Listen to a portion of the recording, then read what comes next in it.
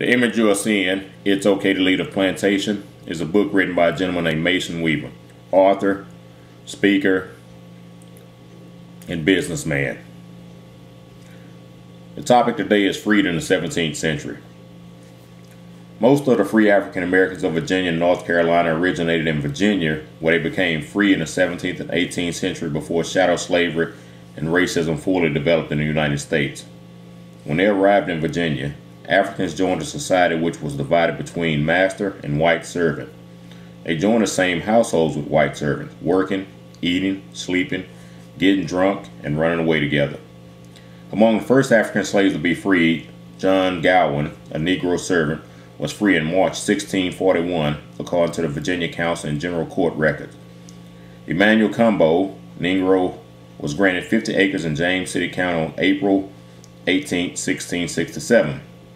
John Harris, Negro, was free in 1668 when he purchased 50 acres in York County. The Nickens and Weaver families came from Lancaster County, where Richard Nickens, his wife Chris, and their children were freed by the 1690 will of John Carter.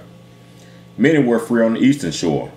There were at least 40 taxable African Americans in Northampton County in the 1670s who were free or later became free, representing 1/3 of the taxable African Americans in the county. Families like Gowan, Combo, and Driggers, who were free in the mid-17th century, had several hundred members before the end of the colonial period. They were descended from slaves who were freed before the 1723 Virginia law, which required legislative approval for manumissions. Very few families descended from white slave owners who had their children by their slaves, perhaps as low as 1% of the total. Many free African American families in colonial North Carolina and Virginia were landowners. The replacement of white servants with African slaves began in earnest in 1660, continued for more than a century.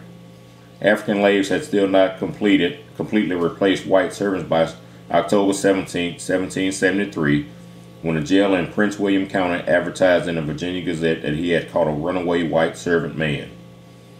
Committed to Prince William goal a certain William Rollins, who says he is the property of Francis Smith of Chesterfield. The owner is desired to pay charges and take him away. And he advertised in the same edition that he had jailed a runaway white servant woman. Committed to the goal of Prince William, a servant woman of about 26 years of age, named Mary Richardson, has on a short printed cotton gown and striped Virginia cloth petticoat. Like the newly freed white servants, the first free African Americans moved to the frontier, which was then the south side counties of Virginia, the county of New Kent, and the northeastern part of North Carolina, where land was available to anyone who could pay the taxes and was willing to brave frontier conditions.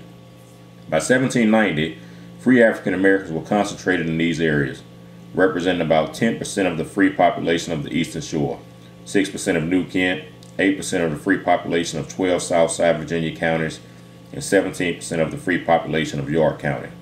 The total other free population in Southampton County alone exceeded the total other free population in 22 other Virginia counties.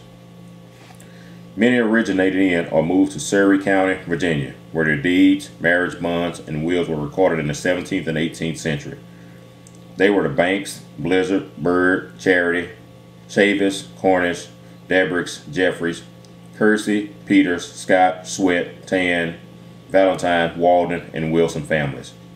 Many baptized their children in Bruton and Middleton parishes, James City and Charles City counties between 1744 and 1767. They were the Always, Ormfield, Ashby, Banks, Bartley, Chavis, Cooper, Flowers, Freeman, Gillette, Crimes, Jameson, Jones, Lewis, Macklin, Peters, Red Cross, Roberts, Rosario's, Tan, Wallace, and William families, who came from a far west Southampton County. Since so many free African Americans were light-skinned, many observers assumed that they were the offspring of white slave owners who took advantage of the female slaves. Only one of more than 280 families in this history was proven to descend from a white slave owner.